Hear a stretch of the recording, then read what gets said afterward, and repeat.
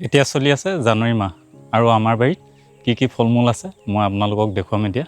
প্ৰথমতে এইজোপা এই ৰঙা আপেল বগৰী বহুত লাগি আছে, ঢাকি থ'বলগীয়া হৈছে। চব ঢাকি ৰাখিছোঁ, নহ'লে চৰায়ে চব খাই পেলাই।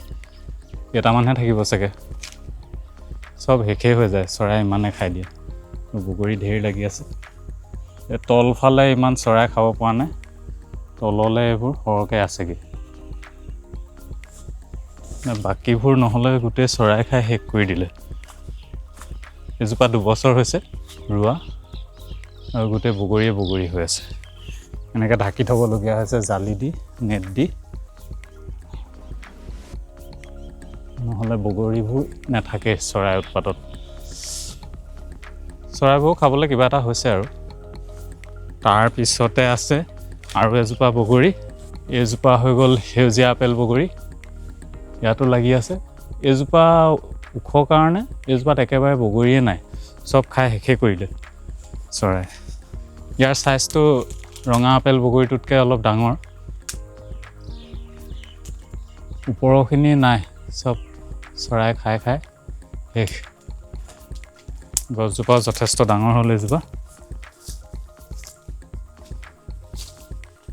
মই কিন্তু এই সেউজীয়া আপেল বগৰীটোহে খাই বেছি ভাল পাওঁ ৰঙাটোতকৈ।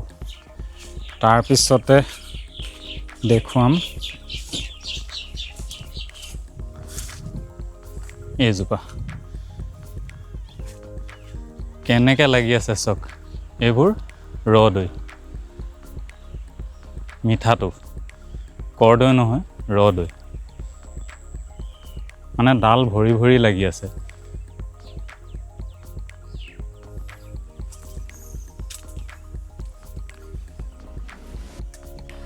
এইজোপা হৈ গ'ল আমলখি, এইজোপাও বহুত লাগি আছে, নধৰা হৈ লাগি আছে।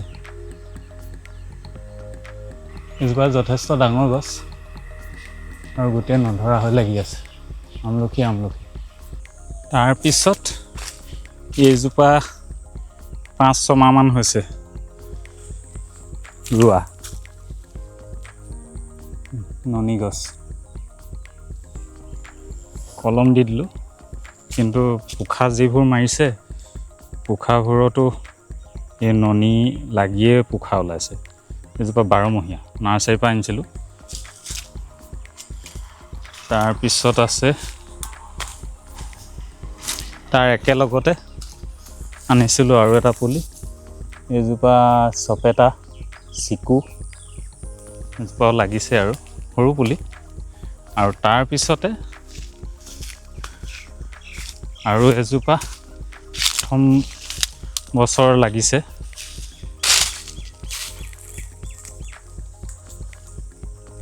এইজোপা কমলা।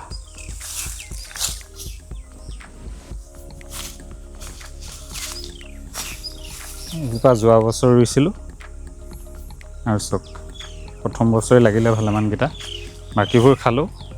এইকেইটা ৰাখি থৈছোঁ আৰু খাম, 1-2টাকৈ খাই আছোঁ মাজে মাজে। গছজোপাৰ চাইজটো চাওক, একেবাৰে সৰু।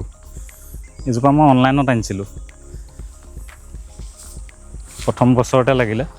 বৰ্তমান এইকেইটাই ফল আছে আৰু এতিয়া মেইন ফলৰ ছিজনটো আহি আছে। মাৰ্চ এপ্ৰিলৰ পৰা আম, লিচু, কঁঠাল চব হ'ব। সেয়াও ভিডিঅ' কৰি আপোনালোকক দেখুৱাম। আজি ভিডিঅ'টো ইমানতে সামৰোঁ, ধন্যবাদ।